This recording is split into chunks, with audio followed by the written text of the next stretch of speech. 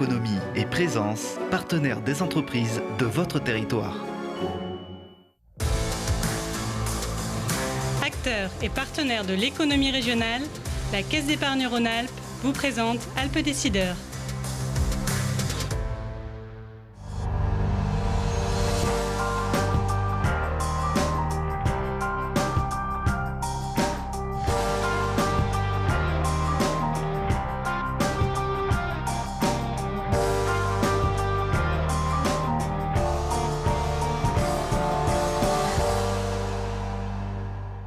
Bonjour à tous, bonjour et bienvenue dans Alpes Décideurs, le mensuel économique de Télé-Grenoble, le rendez-vous des chefs d'entreprise, des partenaires d'affaires ou tout simplement des curieux du monde économique. Chaque mois, nous mettons en lumière les entreprises qui font le dynamisme des Alpes.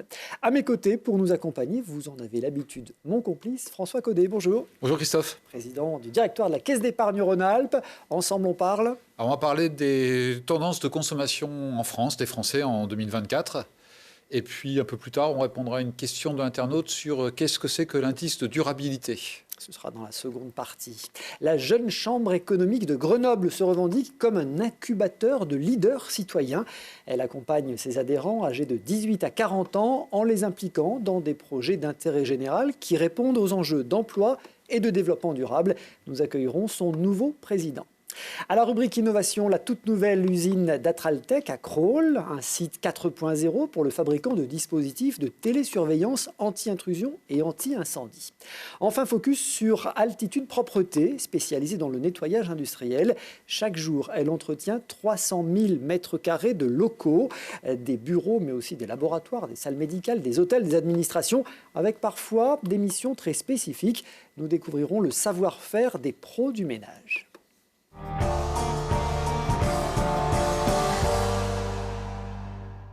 La consommation des Français est un très bon indice de la santé économique du pays. Qu'est-ce qu'ils achètent ou au contraire, qu'est-ce qu'ils négligent, qu'est-ce qu'ils privilégient?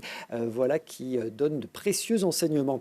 Alors sur l'année 2024, la croissance économique a atteint 1,1%, le pouvoir d'achat a progressé de 1,5%. Mais qu'en ont fait les Français, François ? Alors effectivement, d'abord c'est peut-être contre-intuitif par rapport au bruit ambiant, mais le pouvoir d'achat des Français il a progressé en 2024 de 1,5%. C'est lié aussi à une baisse ou un ralentissement de l'inflation qui était de 1,3 en 2024, moins 2,4 points. Ça veut dire qu'elle a été quasiment à 4% en 2023, on s'en souvient. D'ailleurs, un des signes, c'est qu'on n'en parle plus trop de l'inflation, et quand on n'en parle plus, c'est qu'elle devient dans des niveaux à peu près normaux. Alors qu'ont fait les Français de ce pouvoir d'achat, de ces quelques points de pouvoir d'achat gagnés? D'abord, ils ont épargné encore plus. Comme d'habitude. Encore plus. On est un peu recordman du monde de l'épargne. Et là, ça reste très élevé, c'est 17%. Alors, le taux d'épargne, pour qu'on soit bien au clair sur ce que c'est la part des revenus qui est épargnée ou qui sert au remboursement en capital d'un prêt immobilier. Parce qu'en fait, quand vous remboursez en capital votre prêt immobilier, vous créez du patrimoine. Donc, c'est une forme d'épargne. C'est très élevé, il y a le sujet, c'est un symptôme aussi d'inquiétude. Si vous êtes inquiet, pour votre retraite, pour votre avenir, vous épargnez de façon un peu naturellement par précaution. Donc ça, c'est le premier grand facteur, hausse du pouvoir d'achat, et ce gain de pouvoir d'achat est en grande partie transféré sur la capacité d'épargne. Deuxième sujet qu'on regarde avec grande attention, c'est les paiements. Comment ils se matérialisent, comment on paye. Oui. Voilà, comment on paye. Et là, le mouvement de fond, il continue. Les paiements par carte, ils progressent, 3,3% en 2024. C'est un rythme qui continue à progresser, mais en 2023, on était aux alentours de 3,5% avec une inflation à 3,7%. C'est-à-dire qu'en gros, on faisait autant de paiements qu'avant. Là, l'inflation, elle est à 1,3. Les paiements par carte sont à 3,3. C'est-à-dire que la part des paiements par carte, elle continue à augmenter. Et en nombre de dépenses, pas en montant, en nombre, elle représente 69% des dépenses. Ça devient vraiment le moyen de paiement central des Français. On a gagné 8 points. C'est considérable par rapport à 2019 sur quelque chose qui est très culturel, finalement, qui est très, très ancré. En contrepartie, l'usage du cash recule, moins 5 points. Et en fait, c'est lié au troisième élément qui est majeur, c'est la hausse des paiements sans contact. Ce qui fait que les petits paiements du quotidien, de la boulangerie qu'on faisait en cash usuellement, maintenant, ça se fait beaucoup en sans contact. Et je pense que beaucoup d'auditeurs, et j'en fais partie, n'ont quasiment plus de cash dans leur poche et payent tout avec leur carte. Voilà. En particulier les plus jeunes d'ailleurs. En particulier les plus jeunes, mais c'est en train de s'étendre. C'est devenu un moyen de paiement usuel. Et puis celui qui gagne beaucoup, c'est aussi le paiement par carte, mais via le téléphone. En fait, on dit souvent on paye par téléphone, mais non, on paye par sa carte qui est dématérialisée sur son téléphone. Là, ça a gagné 15% en un an. Et c'est vrai que il y a quelques années encore, quand on payait par carte chez un commerçant, tout le monde regardait ça de façon bizarre. Maintenant, c'est devenu aussi un moyen de paiement très usuel. Donc, quelques grandes évolutions. Et puis, sur les secteurs, les modes de distribution, le e-commerce continue à être extrêmement actif. Il faut avoir en tête que le e-commerce a doublé par rapport à 2019. Alors, il faut être bien clair, quand on parle de e-commerce, ce n'est pas que des sites spécialisés de e-commerce, ça peut être aussi des commerçants physiques qui ont aussi un site de e-commerce. Voilà, donc c'est pas une opposition complète, mais en tout cas, l'achat via le e-commerce lui a doublé. Ça représente grosso modo maintenant 28% des dépenses, donc j'allais dire presque un tiers ou un quart, un gros quart ou un petit tiers, comme on veut, mais c'est extrêmement significatif. Et les achats en ligne purement des Français ont progressé de 7,4% en un an, alors que les dépenses classiques ont augmenté en nombre de 1,7%. Donc la part du e-commerce et du en ligne a considérablement 4 fois plus rapide. Exactement. Ouais. On observe donc une reprise de la consommation, c'est ce que vous nous dites, avec des modalités d'achat, on le voit bien variées. Comment sont orientés ces achats du coup ? Alors il y a deux grandes tendances qu'on peut voir. Il y a des achats qu'on appelle d'opportunités. En gros, c'est d'aller chercher des prix pas chers. Donc pour ça, il y a plusieurs leviers qui sont utilisés par les Français, qui ont progressé. Les marketplaces, donc en fait c'est du e-commerce où il y a des sites qui vendent leurs propres produits, mais qui agrègent aussi des produits d'autres producteurs et qu'on peut trouver. Donc ça, c'est 22% de croissance en nombre en 2024. Un qui fait beaucoup de débats, c'est la fast fashion. On en parle beaucoup. On en parle beaucoup parce que... La mode à bas prix. La mode à bas prix, exactement, en bon français. Donc plus 20%, donc on en parle beaucoup parce que d'abord c'est des produits importés. Donc, et puis c'est probablement, ça pousse beaucoup à la consommation. Donc il y a tous les aspects environnementaux, ESG, surconsommation. Mais en tout cas, ça a gagné 20%. Les ventes privées, 18%. Et puis il y a quelque chose qui progresse aussi beaucoup, et pas que chez les jeunes, et dans toutes les catégories socio-professionnelles, c'est la seconde main. Qui fait plus 17%. C'est des chiffres qui sont considérables. Quand un marché fait plus 17% en un an, c'est très important. Et puis, alors ça, c'est le secteur de ce qu'on appelle les achats d'opportunités. C'est comment j'achète moins cher. Et puis, il y a un autre secteur qui a beaucoup progressé, c'est ce que les économistes appellent le secteur de l'évasion, donc du loisir, on va dire, au sens très, très large. Donc ça, c'est les activités culturelles et de loisirs.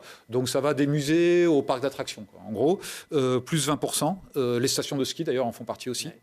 Le streaming musical, qui en croissance très forte, plus 15%. Oui. La musique se consomme maintenant pratiquement plus que comme ça, en grande partie physique, en tout cas. Voilà. Un secteur d'activité dont on parle beaucoup parce qu'il est extrêmement important, c'est le jeu vidéo. Faut aussi avoir en tête que le jeu vidéo, c'est un secteur d'activité qui est plus important que le cinéma, par exemple, en France. C'est très significatif. Et puis la beauté et le cosmétique, qui fait aussi une croissance de 9%. Donc voilà, c'est les secteurs autour du loisir, du bien-être, un peu hédoniste, quelque part, qui ont progressé de besoin d'auto-cocooning, quelque part. C'est ça. Alors, vous parliez d'évasion. Qu'est-ce qu'on peut dire du secteur du tourisme ? Alors, très belle année, 4e année de croissance consécutive. Alors, évidemment, il y avait... La première année de croissance, donc en 2021, c'était plutôt facile parce que post-Covid, faire de croissance, c'était compliqué quand tout était fermé. Bon, par contre, ça continue avec des ventes qui sont assez... D'abord, on est à 40% supérieur à 2019, qui était l'année de référence avant Covid. Donc il y a eu vraiment un mouvement.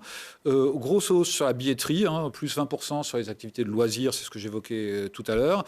6% aussi de croissance en un an sur les transports et les activités hôtelières. Et puis 4%, c'est un peu moins fort, mais c'était aussi sur des niveaux très élevés sur les campings. Et ce qu'on voit aussi en 2024, évidemment, il faut se le rappeler, 2024, c'est aussi l'année des Jeux Olympiques, impact très très fort sur l'activité touristique, notamment en Ile-de-France, mais pas que. Sur la période JO, plus 58% d'activité touristique en France pendant les Jeux Olympiques et plus 30% pendant les Paralympiques. Donc il y a eu vraiment un impact très fort sur le tourisme au sens large, hôtels, restauration, musées, toutes ces choses. Et puis quelques métiers qui s'en sont très bien sortis aussi. Alors ça, c'est plutôt en région parisienne. Les boulangeries, je pense. Voilà, les touristes se sont achetés des sandwichs, très clairement, pendant les JO. Plus 14%, c'est quand même pas neutre. Le bon pain français. Voilà. Les restaurants aussi quand même, parce que les sandwichs, ça va un moment. Plus 4, plus 5%. Donc il y avait, faut se rappeler, un petit JO-bashing avant les JO, en disant, mais finalement, tout le monde va fuir Paris, ça va être la catastrophe. Quelles seront les retombées ? Wow. Et bien finalement, la catastrophe, elle est quand même très positive. Et on en voit aussi, nos indicateurs, l'activité touristique en 2025 à Paris, il y a une telle exposition de Paris qu'il y a des retombées sur les années qui suivent, forcément. Ce qui est intéressant aussi, c'est que dans le tourisme, notamment, c'est toutes les tranches d'âge qui progressent. Alors, bien évidemment, les consommateurs un peu plus âgés, parce que d'abord, quelquefois, ils ont un niveau de revenu plus élevé, et puis, ce qui est clair, c'est qu'ils sont plus de temps libre, par nature, mais on le retrouve dans toutes les catégories d'âge, cette envie de tourisme et de se déplacer, de se faire plaisir.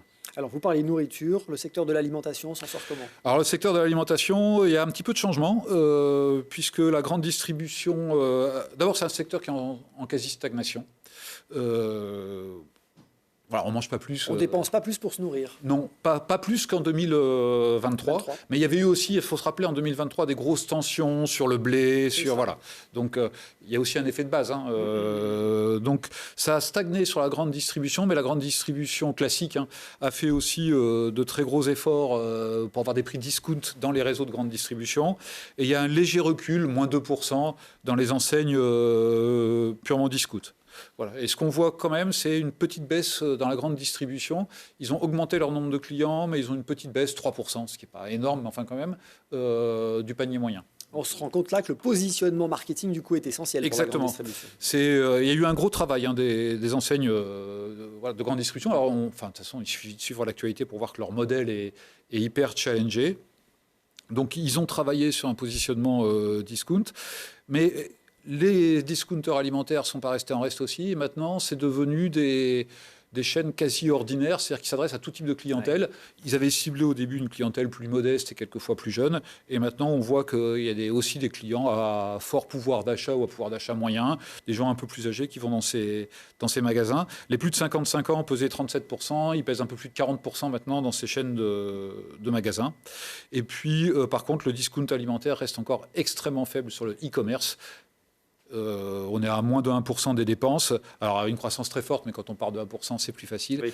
Mais sur les produits alimentaires, on voit bien qu'il y a encore envie de voir des choses. Donc, la confiance n'est pas forcément très marquée. Sur le non-alimentaire, le là, par contre, low cost se développe ou pas ? Voilà, oui, ça se développe.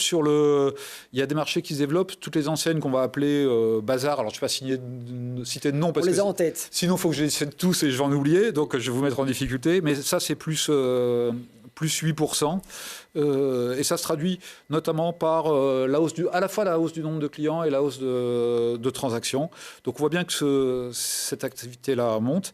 Et puis il y a le secteur de la mode aussi qui progresse un petit peu. Alors tiré par la fast fashion, ce que je disais tout à l'heure, plus 20%. Et puis la seconde main, alors c'est assez amusant d'ailleurs, parce que dans les deux cas, c'est pas cher, mais il y en a un qui est très condamné pour des raisons écologiques, et puis l'autre qui est très encouragé pour des raisons écologiques aussi. Donc il y a finalement ces deux façons, la fast fashion et la seconde main, très différentes d'aborder un effet prix et de faire attention à ses dépenses. On voit que le facteur prix devient de plus en plus essentiel. Il devient de plus en plus essentiel, et de toute façon, quels que soient les produits, dans les enquêtes qui sont faites auprès des clients, on voit bien que la notion de qualité, de prix, de sécurité passe mais largement avant les sujets d'écologie, de ESG. Donc voilà, c'est un des enjeux, c'est de faire de l'ESG au même prix que classiquement, pour que ce soit abordable pour tous. Un vrai défi. Merci François, c'est vraiment passionnant. Je retiens quand même notamment la hausse des dépenses liées aux loisirs et à l'inverse des budgets plus atones concernant l'alimentation. Voilà quand même qui doit un peu nous interroger.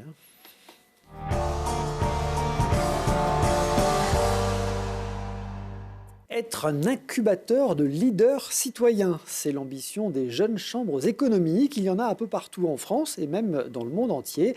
À Grenoble, la JCE est présente depuis 1959 avec plusieurs missions, bien sûr pour développer l'économie, mais aussi pour valoriser le territoire. On en parle avec son président, Merveille Destin-Moukassa. Bonjour. Bonjour Christophe. Merci d'avoir accepté notre invitation. Tout nouveau président, enfin depuis quelques mois. Depuis le 12 décembre 2024, puisque chez nous c'est une présidence tournante, chaque année on élit un nouveau président. Donc là je suis là jusqu'en janvier 2025. Vous étiez vice-président auparavant. L'année dernière j'étais vice-président et cette année-ci, naturellement, je suis président. Bon, vous avez 27 ans, parce que je crois qu'il y a une tranche d'âge pour les JCE. Alors il y a une tranche d'âge à la jeune chambre économique, des jeunes de 18 à 40 ans. Quand on a 40 ans, on est déjà un peu vieux. Attention. Attention. Donc à 40 ans, mais il y a un réseau aussi qui a été initié quand même pour garder des membres de plus de 40 ans. Ah, très bien. Qu'on appelle le réseau des alumni. Très bien. Les membres qui ont plus de 40 ans ont l'opportunité de rester à la jeune chambre, de servir encore la jeune chambre et de continuer de servir nos territoires respectifs. Voilà. D'accord, ça je ne savais pas. Donc la jeune chambre économique, une association qui se revendique, je le disais, comme un incubateur de leaders citoyens. Explication. Oui, comme un incubateur de leaders citoyens, parce que d'abord, pour notre vision, déjà, est d'inspirer et de former des citoyens de demain, en leur donnant donc des outils nécessaires pour réussir et contribuer positivement à leur département ou leur territoire. Donc on vient à la jeune chambre, c'est comme une école, on vient, on apprend, et on sort de là prêt à servir la cité ou nos localités. Voilà. Oui, donc il y a une démarche de citoyenneté. Voilà, c'est important. On n'est pas uniquement dans cette jeune chambre économique, on n'est pas uniquement sur l'aspect économique. Non, il y a une démarche aussi citoyenne, comme vous avez dit, des formations aussi qui sont prodiguées. Je disais qu'il y avait des jeunes chambres économiques un peu partout en France. Il y en a d'autres en Isère. Bien sûr, si on va voir déjà à l'échelle du département, ici, en Isère, il y en a deux. Il y a la jeune chambre économique de Grenoble Métropole, donc qui regroupe Grenoble et les villes environnantes ici. Et on a aussi la jeune chambre économique de Bourgoin-Jallieu. Et si on va un peu plus loin, dans la région, on a plusieurs, 15 chambres, je pense, dans la région Auvergne-Rhône-Alpes. Et on va jusqu'à l'échelle nationale, à l'échelle mondiale, on est présent dans plus de 100 pays, 100 et quelques pays, voilà. Oui, à l'échelle d'Auvergne-Rhône-Alpes, c'est une quinzaine de villes, 200 membres. À Grenoble Métropole, vous êtes combien? Une vingtaine de membres. Qui sont ces membres? Qui êtes-vous, finalement? Qui êtes-vous? Qui êtes-nous? Donc, nous sommes des jeunes qui voulons contribuer donc au développement de nos territoires respectifs, des jeunes étudiants, des jeunes entrepreneurs, et d'autres aussi travaillent aussi dans des entreprises de la place. Donc, une chambre économique présente dans 135 villes en France, c'est oui. 2000 membres, oui. Pour développer donc, des compétences via des projets d'intérêt général. Est-ce que vous avez quelques exemples à nous donner? Il y a déjà des projets comme Serious Game qui a déjà été mené ici, sur le territoire. Un projet collectif, donc un jeu collectif qui vise à sensibiliser les différentes parties prenantes, entreprises, institutions et aussi grand public, pour expliquer comment allier donc, le développement économique et durable. Donc, c'est un jeu qui a été fait, qui a été créé par la Jeune Chambre économique française. Et on a aussi, nous, cette année-ci, donc une action qu'on appelle Jeunesse et Avenir. Donc, c'est un projet qui a pour mission d'accompagner les jeunes de 18 à 25 ans dans la construction donc, de leur avenir.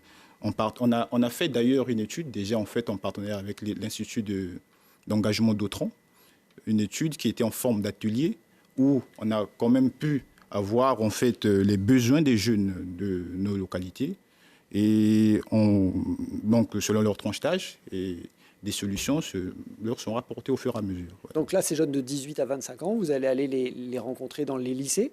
On les rencontre dans des lycées ou dans des foyers aussi. La fois dernière, il y a déjà eu des jeunes des lycées ou certains aussi étaient de l'université qu'on a fait rencontre. On a fait une visite d'entreprise avec eux, une entreprise de la place ici. Donc il y a ces jeunes-là et ce qu'on a pu faire. Ouais. Votre mission, donc former vos membres à la prise de responsabilité et à cet engagement citoyen. J'aimerais qu'on s'arrête un peu sur votre parcours parce qu'il illustre très bien finalement l'objectif de la JCE. Je le disais, vous avez 27 ans.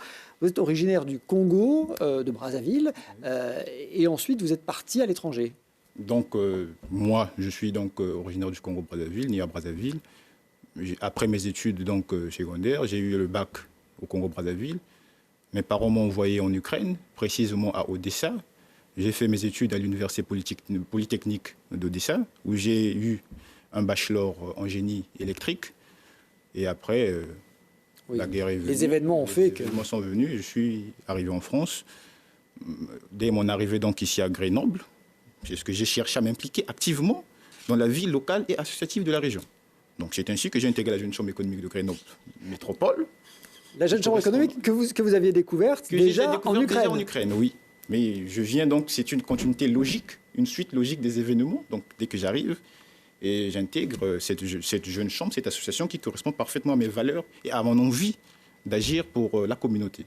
Ça nous donne l'occasion de parler des jeunes chambres économiques, de la Jeune Chambre internationale, qui rassemble plus de 200 000 membres dans 120 pays différents. Et c'est donc vous, en Ukraine, que vous avez découvert cette institution. Quand vous êtes arrivé ici, il s'agissait de se créer un réseau et vous vous êtes tourné du coup vers cette Jeune Chambre économique de Grenoble Métropole. Quelques grands principes quand même qui portent ces jeunes chambres économiques. Agir pour l'emploi, développer l'économie, j'ai bien compris. Il y a d'autres grands objectifs ?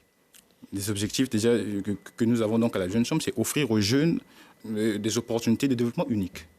Ça, c'est déjà les trucs phares. Apprendre aussi apprendre à gérer des projets, apprendre à être leader, apprendre à fédérer en groupe de personnes, à canaliser les idées des gens, à en faire en fait des actions après. Ça veut dire qu'il y a des sessions de formation, tout simplement ? Bien sûr qu'il y a des sessions de formation. D'ailleurs, en juin, on a une session de formation sur la prise de parole en public. Donc, c'est une formation qui vise à aider les jeunes à prendre la parole en public, à être structurés même quand ils prennent des paroles dans des réunions, etc. Il y a aussi d'autres formations comme procédure parlementaire où on apprend aux jeunes à prendre la parole dans les assemblées générales, un peu ce qui se fait en fait à l'Assemblée nationale. Il y a d'autres formations comme sur le leadership, sur l'entrepreneuriat, et d'autres, j'en passe, plusieurs formations qu'on offre. On a un catalogue de formations qui a plusieurs formations et c'est ce que nous offrons en termes de formation. Et on a des formateurs assez bien outillés dans toute la France et même à l'échelle mondiale aussi. Bon, et puis parmi les grands principes de la Jeune Chambre économique, il y a la valorisation du territoire. J'ai particulièrement apprécié cet objectif. Oui, valorisation du territoire sur des actions que nous faisons déjà, que nous menons ici là. D'ailleurs, je pense en 2018, il y a une action qu'on a menée ici qui s'appelait Made in Isère, qui était là pour valoriser les institutions des entreprises de la place. Je ne sais pas si vous en connaissez quand même, mais ça a été fait en 2018. C'est un peu ce qu'on fait nous ici tous les mois, donc vous voyez, c'est pour ça que ça a retenu mon attention. Bon, évidemment, tout ça, donc, pour des jeunes, on a bien compris, de 18 à 40 ans, même si vous évacuez pas les plus de 40 ans, merci, c'est gentil. Tout ça se fait dans une ambiance amicale, j'imagine ? Une ambiance très amicale, une ambiance où nous évoluons en fait en groupe de personnes. On vous apprend aussi comment avoir des idées en groupe et les structurer après, voilà. Bon, votre avenir à vous, du coup, vous êtes encore étudiant aujourd'hui ? Oui. Mon avenir, je la vois comme je la vois déjà aujourd'hui.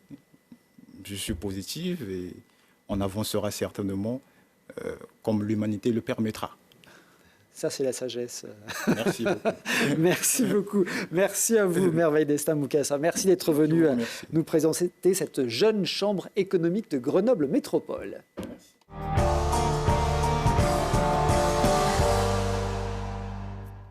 À Crolles, une toute nouvelle usine pour Atraltech, victime en 2019 d'un incendie. Le spécialiste des dispositifs de télésurveillance a investi 10 millions d'euros pour un bâtiment de 4500 mètres carrés dédié à l'assemblage et à l'expédition de ses produits.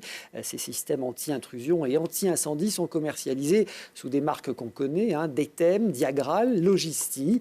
Ce nouveau site a la capacité de sortir 600 000 produits par an. Il a été imaginé pour être particulièrement vertueux. On fait le tour du propriétaire avec ce reportage de Gaëtan Loiseau. Une nouvelle usine vient d'ouvrir dans la zone industrielle de Crolles. Un bâtiment dédié à la fabrication de systèmes d'alarme de l'entreprise Atraltech. Et ce bâtiment est un peu particulier.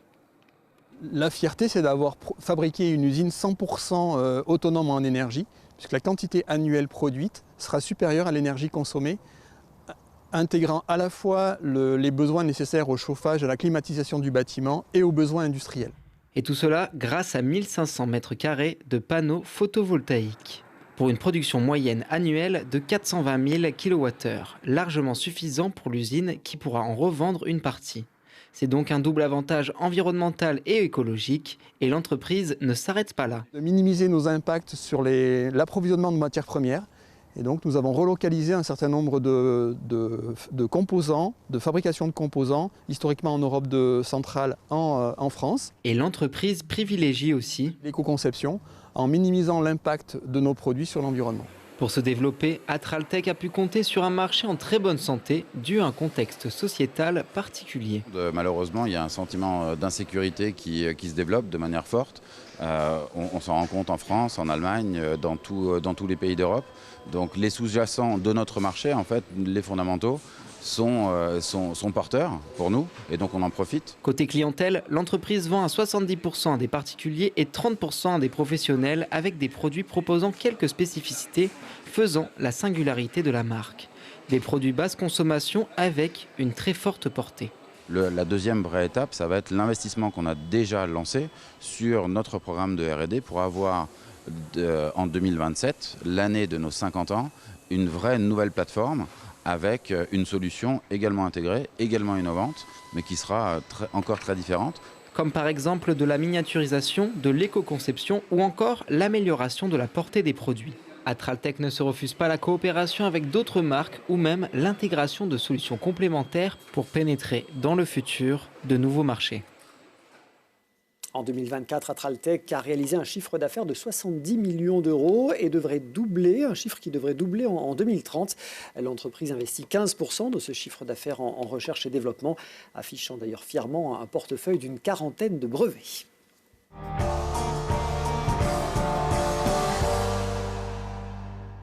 Vous le savez, Alpes Décideurs vous donne la possibilité de poser vos questions à notre expert. Écrivez-nous alpedécideurs@telegrenoble.net. Aujourd'hui, une question de Fatia qui veut savoir ce qu'est l'indice de durabilité. Alors, l'indice de durabilité, il a été mis en place en début d'année, suite à la loi AGEC, que tout le monde connaît. Donc, AGEC, ça veut dire anti-gaspillage pour une économie circulaire. Et il va remplacer progressivement l'indice de réparabilité. L'indice de réparabilité, c'était clair. Oui. Il avait un inconvénient, c'est que si on peut réparer avec des pièces qui ont été produites de façon peu vertueuse, qui ont traversé le monde en avion, on a un très bon indice de réparabilité. C'est pas forcément ce qu'on cherche. L'indice de durabilité, il va plus loin. Alors son objectif, clairement, c'est que les consommateurs fassent un choix éclairé, bien sûr, sur ce qu'ils achètent. Il mesure l'impact environnemental. Donc l'impact environnemental de sa production, de son transport, mais aussi de son utilisation, des consommations d'eau, d'électricité, de tout ce qu'on veut. Pour l'instant, à aujourd'hui, il est obligatoire sur 2 produits, puis ça va s'étendre. Il est obligatoire sur les téléviseurs et sur les lave-linges. Donc on le voit sur l'emballage. Donc on le voit sur l'emballage, exactement, c'est une note. Il permet aussi de mesurer évidemment les économies à long terme. Donc on retrouve dans cette partie économie à long terme l'indice de réparabilité qui reste aussi vrai. Et puis il est aussi pondéré par la transparence, c'est-à-dire si les producteurs du produit, si les normes sont extrêmement transparentes, la note sera meilleure. S'il y a un doute, la note sera un petit peu moins bonne. Voilà. Donc l'idée, c'est de pouvoir éclairer le choix des consommateurs. C'est pas neutre, c'est plus qu'un gadget entre guillemets. Heureusement d'ailleurs, puisque le seul indice de réparabilité, qui avait quand même ses limites, mais qui avait le mérite en tout cas d'exister, sur les lave-linges, c'est assez flagrant. Ceux qui avaient un mauvais indice de réparabilité, la croissance a été de l'ordre de 4%, et ça a été de plus de 30% pour les lave-linges qui avaient un indice de réparabilité au-dessus de entre 8, 9 et 10 sur 10. Donc à ce qu'on disait tout à l'heure, à un prix à peu près équivalent. Si en plus il y a un indice de durabilité qui est meilleur, ça oriente le choix des consommateurs. Et donc indirectement, ça met aussi la pression sur les producteurs pour qu'ils fassent en sorte d'avoir un bon indice. L'indice de durabilité, donc, qui remplace l'indice de réparabilité. Avec attention. À voir effectivement pour guider nos choix de consommation. Merci beaucoup François. Si vous aussi vous voulez interroger notre expert, écrivez-nous l'adresse alpedécideurs@telegrenoble.net.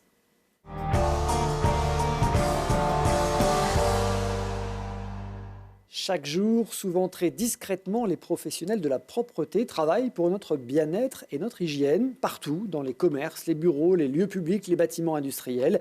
Le secteur emploie plus de 600 000 personnes en France et représente presque 20 milliards d'euros de chiffre d'affaires. En Isère, c'est le métier de Altitude Propreté, spécialisé dans le nettoyage industriel, avec des prestations sur mesure pour s'adapter à des sites parfois très spécifiques. Chaque jour, l'entreprise entretient 300 000 mètres carrés de locaux.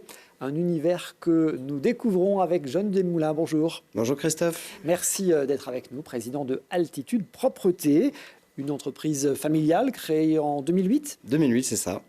Par vos parents.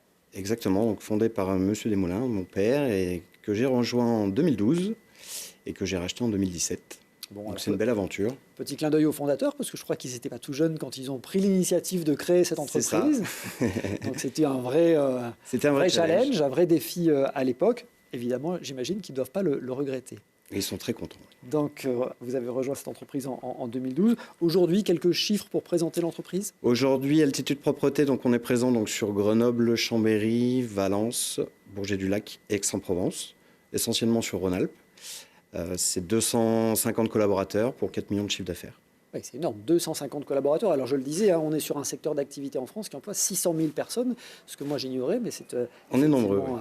Une filière qui emploie beaucoup, avec d'ailleurs qui a beaucoup employé ces 10 dernières années, plus de 100 000 recrutements nets ces 10 dernières années en France. Quel type de clients est-ce que vous avez ? Alors aujourd'hui, Altitude Propreté, c'est essentiellement donc, tertiaire, industrie, hôtellerie, et aussi de la copropriété. Si on vous demande quelques noms, il y a un secret industriel ? Non, pas du tout. Non. Ouais, on a, sur l'agglomération grenobloise, on travaille beaucoup pour l'Université Grenoble-Alpes, donc l'UGA. Ensuite, on a en industrie et en recherche l'ILL. L'Institut Louis-Langevin. À côté du CEA. Voilà. Oui, donc à la fois des surfaces importantes, là, l'UGA, oui. J'imagine, et puis l'ILL, un secteur plutôt sensible. C'est ça. On n'en saura pas plus. Aujourd'hui, Altitude Propreté nettoie, donc je le disais, une trentaine d'hectares de surface chaque jour, oui. Avec des clients, vous le disiez, sur toute la région. Ce que je vous propose, c'est qu'on découvre votre entreprise et son savoir-faire avec ce reportage. Créée en 2008, l'entreprise Altitude Propreté entretient quotidiennement 300 000 m² de surface, que ce soit dans l'agglomération grenobloise, Lyon, Valence ou encore Chambéry. Le maître mot, c'est du sur-mesure pour nos clients.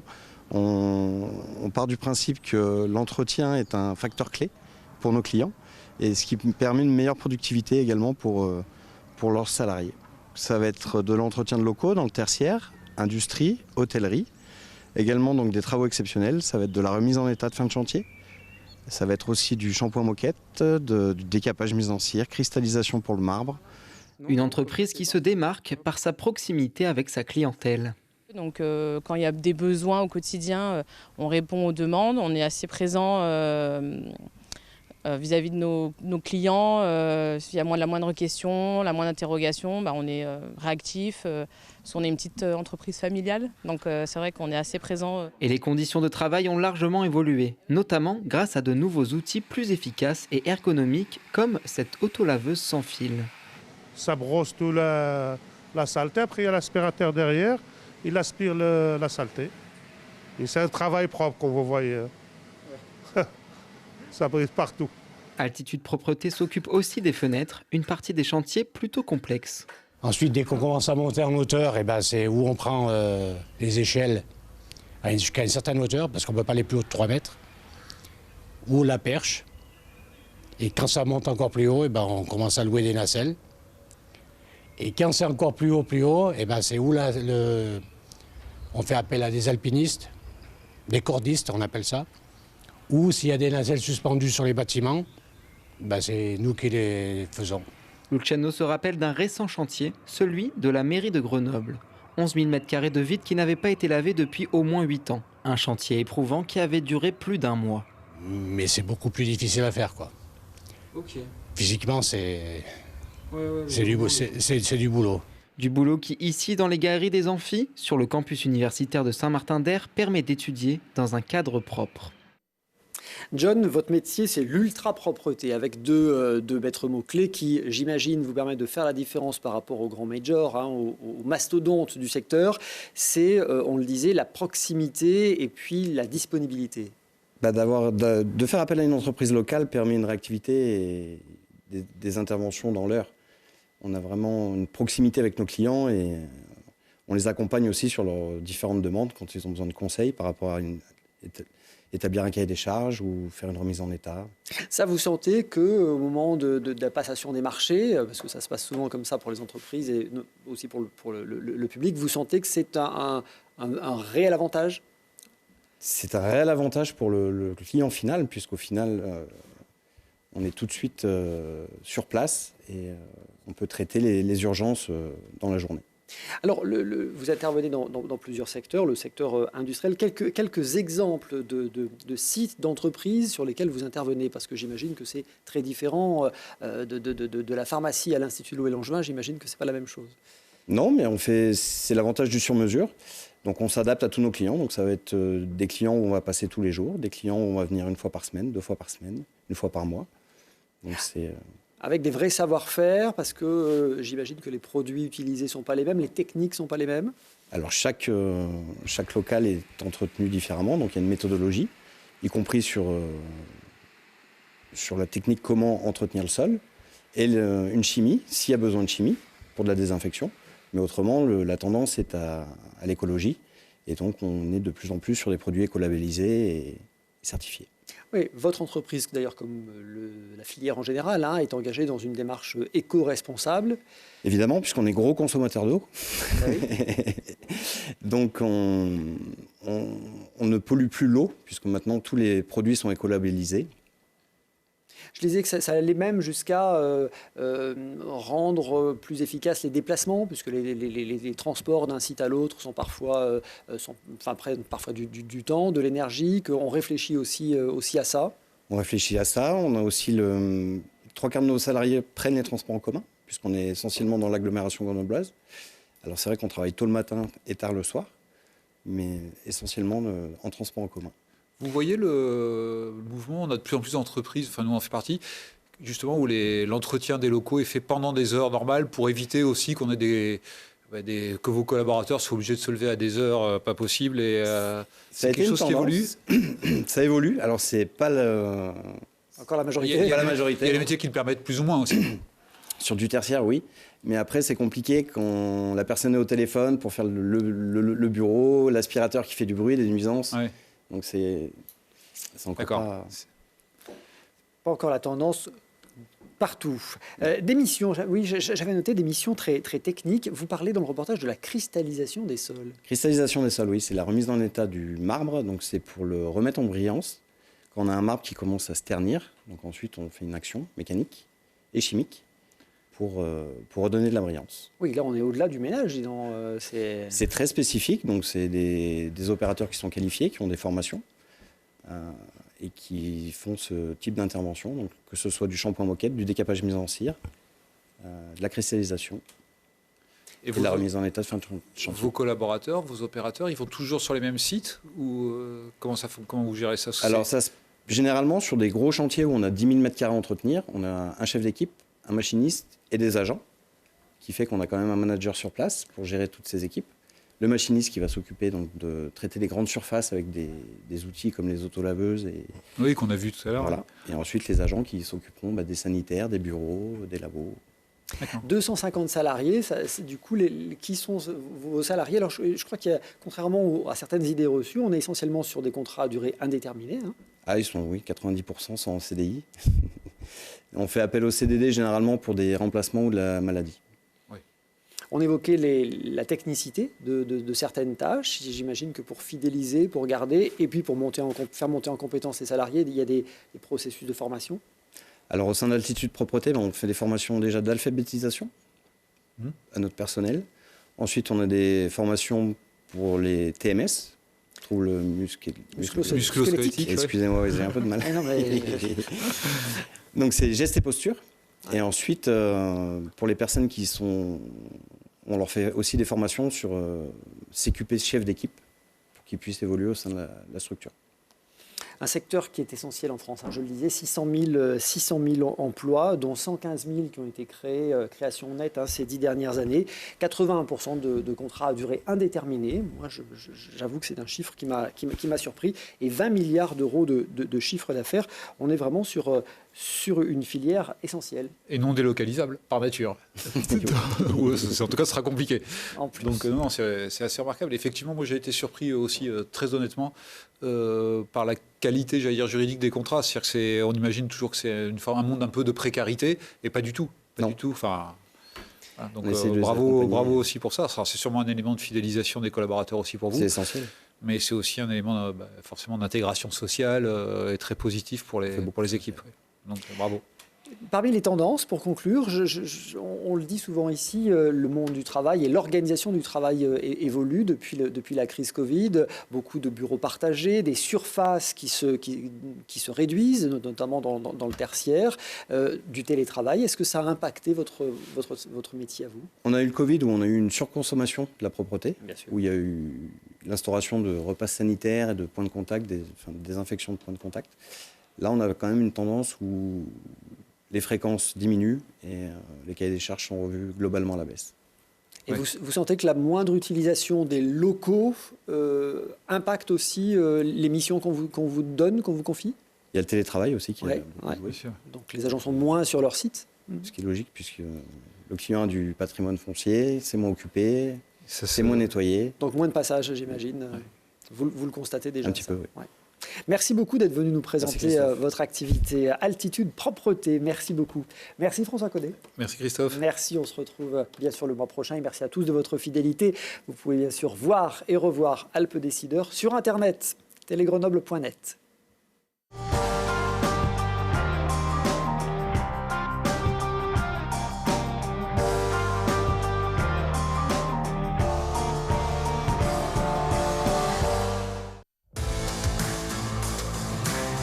C'était Alpes Décideurs avec la Caisse d'épargne Rhône-Alpes, une banque commerciale, régionale et coopérative.